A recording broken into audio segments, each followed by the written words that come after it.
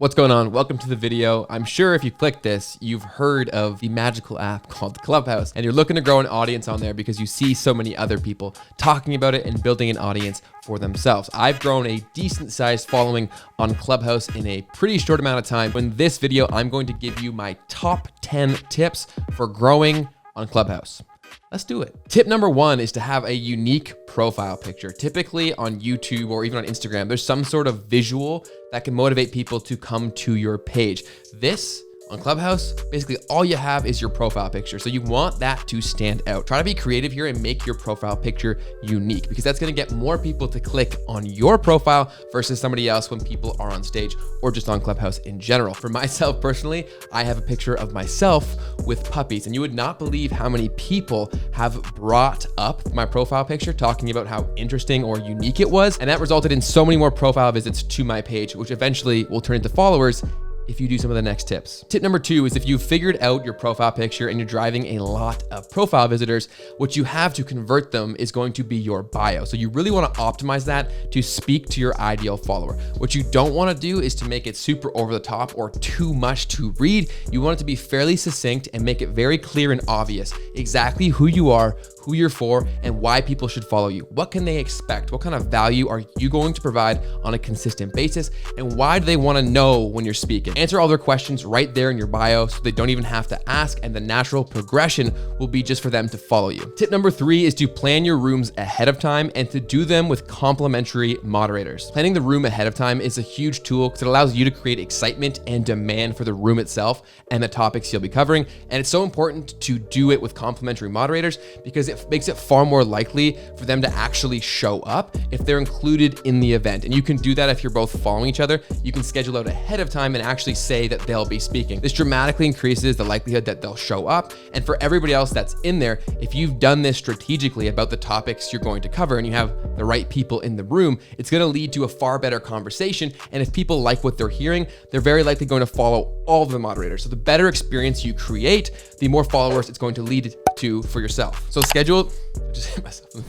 the room beforehand to create excitement and allow people to block off that time to show up, and pick moderators strategically, and then include them on the invitation or the scheduling of the room to make it far more likely that they show up and tell their audience about it. Plus, if you're new to Clubhouse, by having moderators in your room, it's still people in the room. And the more people that you have, the more likely it is for you to rank on the hallway, bringing in new people organically as you conduct the room. Tip number four is just to be consistent. It's very important to be consistent on social media in general, but definitely with Clubhouse, because it's very habitual. And if you have a great experience and you do so consistently, it becomes people's default that they automatically show up for that room because they know exactly when to expect it and the kind of value they're going to receive from it. So think about it like a TV show or your favorite radio show. The more of a consistent cadence that you can create, the more likely it is that people will make this a consistent part of their routine, and they're far more likely to become very engaged and connected to you and your rooms, and they're far more likely to share it with their like-minded friends. So create that kind of TV effect by being consistent and make your rooms part of people's routines. Tip number five is to stay in your lane. And what I mean by that is don't try to make yourself out to be the expert at everything. People are there for specific reasons, and they're following people for specific reasons. If you attempt to paint yourself as the all-knowing being, you're more likely to turn people off, especially for the long term. So focus on what you do know, and also don't be afraid to say you don't know something. I have a lot more respect for people when they are open and honest instead of giving information that may be wrong or unproven. So how you do this effectively is by picking rooms that you know you can provide great insights on those topics. It's gonna allow you to really shine. And also anybody who showed up to these rooms around the topics that you're an expert in, they want that information, and they're going to be a consistent consumer of this kind of content. So they're far more valuable to you than any sort of generic room. So there is serious value into staying into your own lane, and don't view that as a box. You can definitely go into other rooms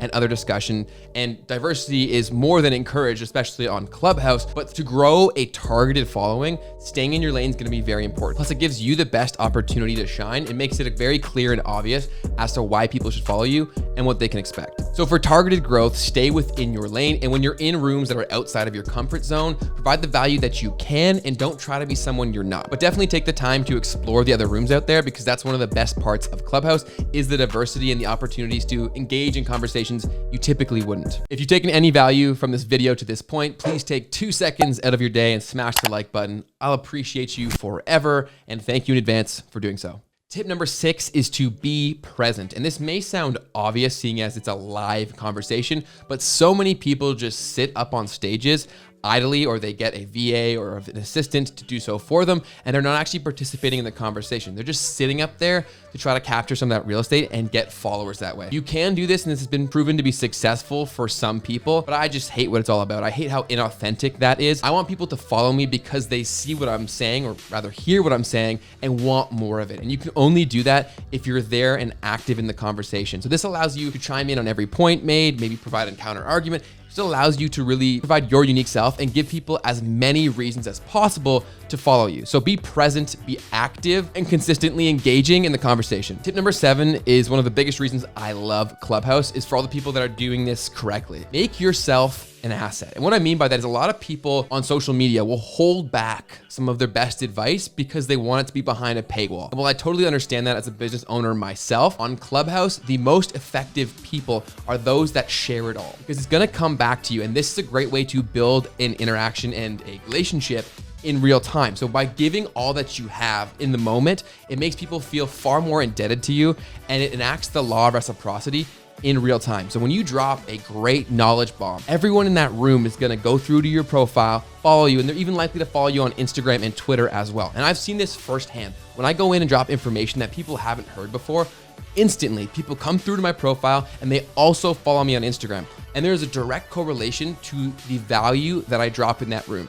So don't be afraid of sharing your best knowledge nuggets. This isn't YouTube. This doesn't live forever. So the people in that room, you want to maximize the touch point that you have. And you do that by being truly and authentically valuable with all the skills and information you already have. Tip number 8 comes down to the creation of your rooms, the events that you have where you actually have the live conversations. The most important thing that you can do is have a compelling title that is accurate, not deceptive. You want this to be a clear representation of what people can expect if they join the room, but you also do want it to be enticing. So think about this as basically like an email subject line or an opening line in a conversation that you need to hook someone in with. So make it very captivating and think about it as if it was a headline. You want this to be scroll stopping, speak to everybody who may be interested in that topic, and make them need to come and listen to what's going on. So you want to create tension, and the only way to relieve that is by coming through and clicking to your room, and then they get the information that they've been looking for, but you captured them with a very compelling title. So put some thought into this before you make the rooms, because it makes a huge difference. With this being basically the only opportunity that you have to stop someone's scroll while in their hallway and get their attention and get them in your room. Tip number 9 is a simple one, and it's something that I feel far more people should do in life in general, and that is to shoot your shot. So take the opportunity to get on stage when you feel like you can contribute to the conversation. Too many people spend time on Clubhouse just simply in the audience. And that's great if you're simply there to learn. But if you're looking to grow a following, you need to be up on stage providing value and insight for the people who are listening. And you can only do that by putting your hand up. So I know it can be intimidating, especially if you're new to this, or maybe if you're a little more introverted, but simply try and get up there, beat that fear away. Continue to do it until it becomes normal. Make it a habit. And for all of you out there that may be a little more introverted, a super powerful tool that I've used over the years to try to shoot more shots is to use the 3-second rule. If you feel yourself getting nervous because you know that you should be getting on stage, count to 3, click the hand button, get on stage. Eventually, you're gonna do this enough times where you don't even have to count to 3, but it is a great technique to get yourself up there and get the benefits that are possible from speaking. Shoot your shot, get in there. So I know I said 10 tips, but here's a bonus tip for growing on Clubhouse. Ensure that you're subscribed to this channel for the latest Clubhouse tips, and follow me over on Clubhouse where I host social media growth specific rooms. You don't wanna miss those. So that was a little added tip right there, free of charge. Tip number 10 is crucial to really maximize the value and impact of every follower that you create on Clubhouse. Go above and beyond. And what I mean by that is be unique and be different and provide an experience. People don't remember what you say as much as they remember how you make them feel. So you have an opportunity with every person that you speak to go above and beyond. And one example that I can provide to you is something that I've tried to make it a habit of doing. If someone comes up onto my stage and asks a question specific to their social media or maybe their struggles with social media, I will do my best to remember everyone that comes in so I can speak to them and speak to their situation. People love when you remember them. But in addition to that, I always try to challenge them. So if it's, say they're struggling with Instagram and they haven't posted very much at all and I go through and can see that, I will challenge them on site to post once a week. And I'll say, follow up with me in a week or two and let me know about your progress. And if they don't, I'll reach out back to them. It's as simple as setting a little reminder in your phone to follow back up with them. It takes a few seconds of your time, but the impact that can have on that specific person can be game changing. And that can create a person who's just a casual follower or maybe not even a follower at all and turn them into a very loyal brand champion for you, your personal brand, and your business. So think about ways that you can go above and beyond for people, and that will maximize the connection that you have with all of your followers on Clubhouse. So this is obviously not scalable, but the impact here is insane. So try to set aside even a little amount of time each week or month to do this, because the trickle down effect and the compounding that this can create in terms of goodwill and fan loyalty is truly insane. I want to know your thoughts on Clubhouse. Do you like it? Do you hate it? Let me know in the comment section down below by typing yes or no, and then why it's a yes or a no. Be sure to check out one of these videos that are about to pop up. YouTube wants you to watch them, so you probably should. I'll see you on Clubhouse. Peace.